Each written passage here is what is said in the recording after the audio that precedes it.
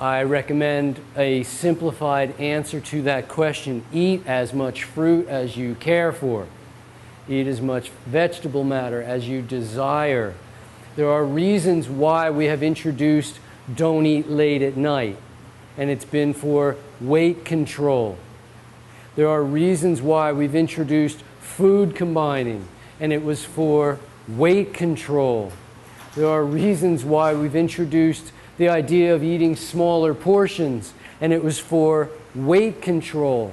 If you haven't noticed, there are a lot of people having weight control issues. Actually, the war on fat has ended. The fat won. And for sure, if you want to have nightmares tonight, eat a bunch of nuts right before you go to bed.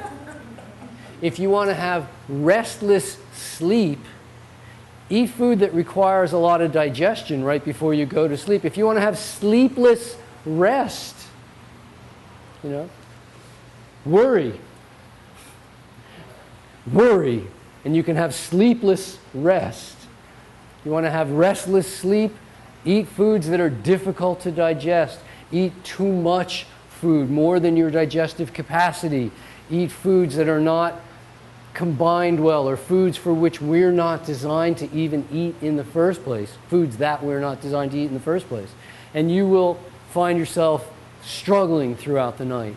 But having a banana before you go to bed, or eating a peach or some grapes or a lettuce leaf or a tomato or something that generates almost no digestive effort isn't going to leave you overweight. What we're doing is we're trying to apply a tremendous number of cooked food rules to the raw food movement. Sure, on a cooked food diet, we do not get enough omega-3s compared to the amount of omega-6s that we get. But the answer is not increase omega-3. The answer is decrease omega-6s down to somewhere within range, rather than 5 times the amount that we require. Because if you eat 5 times as much omega-6, remember folks, omegas might be a sexy question. It could be a really good pickup line. Where do you get your omegas?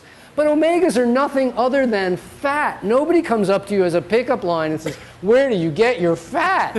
Which is all they're saying when they ask you about omegas. They're trying to sound educated and intelligent, and they're really just showing that they don't understand that omegas are nothing but fat. And the answer, if you're eating 5 times too much omega-6, is not bring the omega-3s up to range. Because if you eat 5 times too much 3 and 5 times too much 6, in order to get enough carbohydrates, you have to eat too many calories. And you're going to have fat issues raging out of control.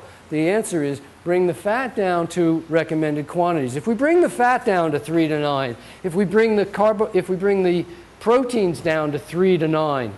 By the time we bring fat down to 3 to 9, protein down to 3 to 9, both of which sports physiologists, health researchers, longevity experts, everyone in agreement, 3 to 9% on fat and protein.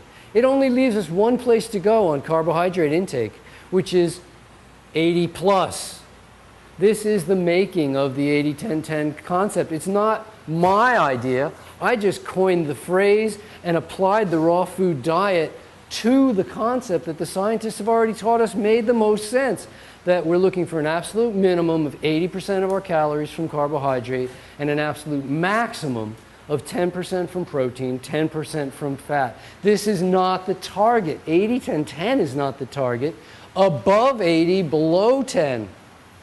Those are the targets.